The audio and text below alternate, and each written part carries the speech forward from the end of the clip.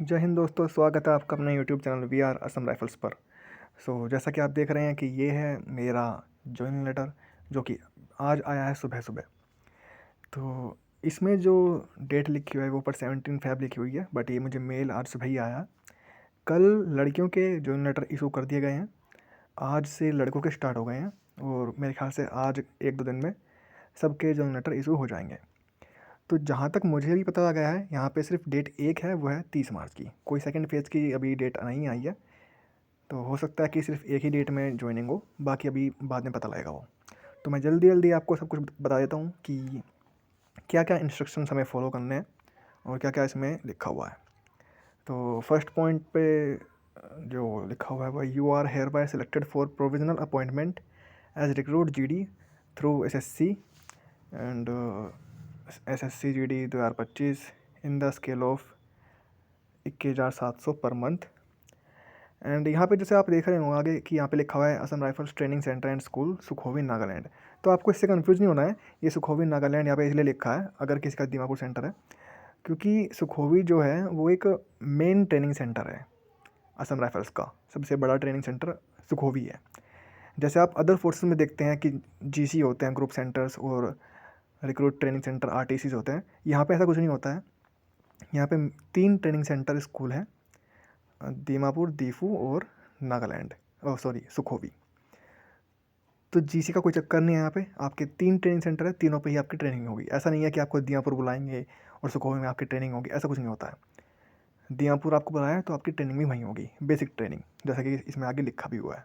मेरा लिखा हुआ है number 2 training battalion Assam rifles training centre and school Dimapur by 30 मार्च सुबह को 8 बजे। And for basic training along with the following document in original with 4 sets of photostat copies of each document duly attested by a gazetted officer। अब gazetted officer कौन होता है? ये सारे group A officer होते हैं जिनका पे लेवल जो है लेवल 10 से ऊपर ऊपर होता है। जैसे IAS IPS या फिर कोई army officer, assistant commandant, school college के प्रिंसिपल्स, हेड मास्टर भी हो जाते हैं अगर वो लेवल 10 में है तो ये सब अगर बात अटेस्टेशन की है तो आप चाहे तो किसी एक हेड मास्टर से भी करा सकते हैं। कोई हाई स्कूल, कोई इंटर कॉलेज का प्रिंसिपल होगा तो आप उससे भी अटेस्ट करा सकते हैं, कोई दिक्कत नहीं है। फिर अब हम आते हैं इनके डॉक्यूमेंट्स पे, क्या क्या डॉक्यूमेंट्स हैं। तो सबसे पहला डॉक्यूमेंट है आपका एजुकेशनल सर्टिफिकेट। इसमें आपको ध्यान रखना है कि यदि आपने 10th से फॉर्म भरा है और अगर आप यूपी बोर्ड से हो तो आपके पास सिर्फ एक ही मार्कशीट और सर्टिफिकेट होगा, क्योंकि यूपी बोर्ड में अब सिर्फ एक ही सर्टिफिकेट मिलता है और वही आपकी मार्कशीट भी होती है। बट CBSE बोर्ड में ये दोनों अलग होते हैं, सर्टिफिकेट और मार्कशीट CBSE बोर्ड में दोनों अलग होते हैं, तो आप वो दोनों लेके जाएंगे। अगर किसी ने 12th से भरा है तो 12th की भी लेगा, अगर किसी ने ग्रेजुएशन से भरा है तो वो ग्रेजुएशन की भी लेगा। देन सेकंड नंबर पे आते हैं आपका SC ST OBC या फिर EWS सर्टिफिकेट। यहाँ पे आपका कैटेगरी सर्टिफिकेट हो जाएंगे। देन डोमिसाइल सर्टिफिकेट, मूल निवास जिसे हम कहते हैं, और PRC जो असम में होता है। तो तीसरा डॉक्यूमेंट ये हो गया। देन आ जाएगा police verification certificate, character certificate जिसे हम बोलते हैं। ये आपका 6 महीने से ज़्यादा नहीं होना चाहिए, 6 महीने के अंदर का बनवाना चाहिए आपकी डेट ऑफ ज्वाइनिंग से। Then 10 copies of recent passport size photographs. इसमें आप 10 ना, कम से कम 20 रखें, 20-30 फ़ोटो रखें, आपको ज़रूरत पड़ सकती है कहीं ना कहीं तो पड़ेगी। देन 1.6 पॉइंट में 3 copies of joint passport photograph. आप जो आपकी माता जी है, मदर है, आपको उनके साथ खिंचवानी है, अगर नहीं है तो पिताजी। बाकी एक जॉइंट फ़ोटोग्राफ भी रखना पूरी फैमिली की, जिसमें पूरी फैमिली से मेरा मतलब है सिर्फ आपके मदर और आपके फादर, बहन भाई को इसमें इंक्लूड नहीं करना है। देन आता है next age proof certificates of mother, father, brothers and sister. आपको मदर और फादर के तो लेके ही जाने हैं। बाकी अगर आपका कोई भाई या फिर बहन है और उनकी शादी हो चुकी है तो आपको उनके आधार कार्ड नहीं लेके आने हैं। जिनकी शादी नहीं हुई है आपको सिर्फ उनके आधार कार्ड लेके आने हैं। नेक्स्ट आपका pan card and Aadhaar card, जिसमें आपकी जो DOB है वो आपके मैट्रिक सर्टिफिकेट से, 10th सर्टिफिकेट से, मार्कशीट से मैच करनी चाहिए। ये ध्यान रखें कि सभी मार्कशीट, सभी सर्टिफिकेट में आपकी जो नेम की स्पेलिंग है, आपकी जो हिंदी है वो सेम हो, कोई दिक्कत ना हो। Then last but not least point 1.9। अब इसमें पहले यहाँ पे सेविंग बैंक अकाउंट यहाँ पे SBI आता था, अब SBI इसमें नहीं दिया गया है। तो आप SBI को ही प्रेफर करें, क्योंकि चल तो कोई और सा भी जाएगा, बट जो सैलरी का आने का स्ट्रक्चर होता है ना, वो पहले SBI में आता है। अगर आपका कोई और सा अकाउंट होगा तो उसमें हो सकता है कि थोड़ा 1-2 दिन लेट सैलरी आए बाकियों से, तो SBI का ही आपको अकाउंट खुलवाना है। इसमें आपको ATM कार्ड और बैंक पासबुक रखनी है, जो कि जनधन योजना का अकाउंट ना हो। देन अब इसके बाद जो इम्पोर्टेंट इंस्ट्रक्शंस है, मैं आपको सिर्फ वो पढ़ रहा हूँ जो हमारे काम के हैं।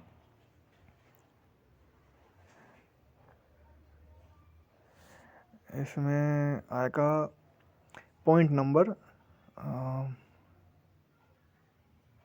5 और 6।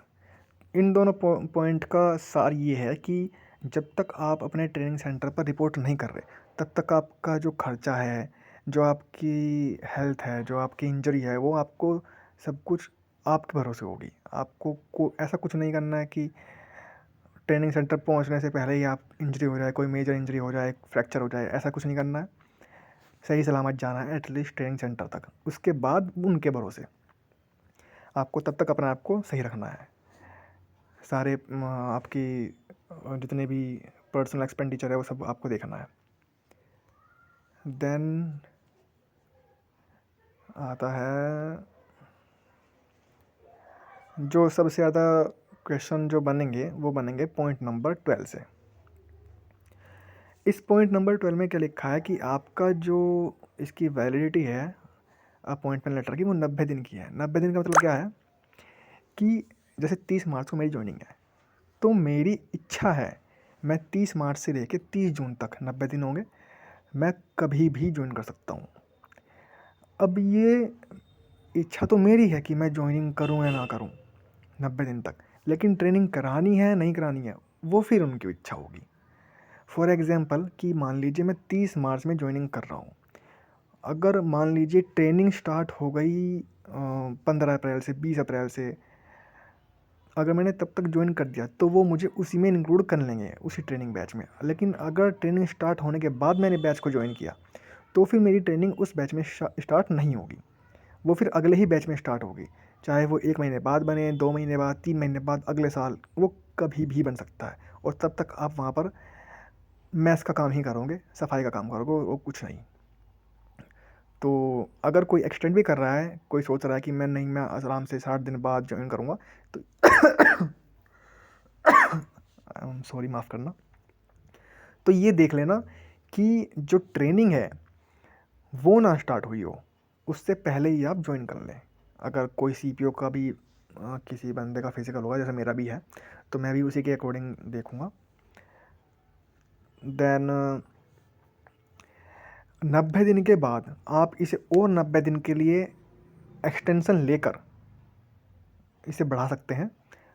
कोई अगर मेजर इंजरी होगी या फिर कुछ भी ऐसा आपके पास प्रूफ होगा कि आपको एक्सटेंशन की ज़रूरत है, तो आप इसे और 90 दिन के लिए एक्सटेंड कर सकते हैं। जैसा इसमें लिखा भी है, शैल नॉट एक्सीड 180 डेज़। तो आपको इसमें ध्यान रखना है 90 दिन और प्लस 90 दिन, 90 और 90। देन लास्ट, ये मुझे अच्छा लगा पॉइंट नंबर 13, कि अगर आपको कुछ भी दिक्कत है, जेन्युइन दिक्कत है, कुछ पूछना है ट्रेनिंग के बारे में या फिर अपनी ज्वाइनिंग के बारे में, तो आप इन 2 नंबर्स पर कॉन्टैक्ट कर सकते हैं। ये सब में अलग अलग होंगे या फिर एक भी हो सकते हैं, आई डोंट नो। बाकी यही है सब कुछ। और एक बात और बतानी है कि जॉइनिंग लेटर जब आपका बाय पोस्ट आएगा तो भी सेम ही आएगा, उसमें कुछ एक्स्ट्रा नहीं आएगा। जैसे अदर फोर्सेस में कैरेक्टर सर्टिफिकेट, पुलिस वेरिफिकेशन आता है, ऐसा यहाँ पे नहीं आता है। यहाँ पे आपको खुद बनवाना पड़ेगा। आपका पुलिस वेरिफिकेशन कुछ स्टेट में ऑफलाइन बनता है, ऑनलाइन बनता है, दोनों तरीके से बनते हैं। तो वो आपकी मर्ज़ी है, आप ऑनलाइन बनवाएं, आप ऑफलाइन बनवाएं, वो आपकी इच्छा है, और उसे अटेस्ट कराने की कोई ज़रूरत नहीं है। आप चाहे तो टेस्ट करा सकते हैं, आप चाहे तो टेस्ट नहीं करवाए, कोई दिक्कत नहीं है। बाकी इन सभी डॉक्यूमेंट्स को आपको टेस्ट करवा लेना है। इसके बाद अगर आपको कोई दिक्कत है तो आप कमेंट सेक्शन में मुझसे पूछ सकते हैं, मैं सबका आंसर आपको दे दूँगा। Thank you for watching the video and many many congratulations again. सब तैयारी कीजिए, जॉइनिंग लेटर आ गया है, जॉइनिंग डेट आ गई है, तो लास्ट के कुछ दिन बचे हैं। तो हैप्पी जर्नी एंड जय हिंद।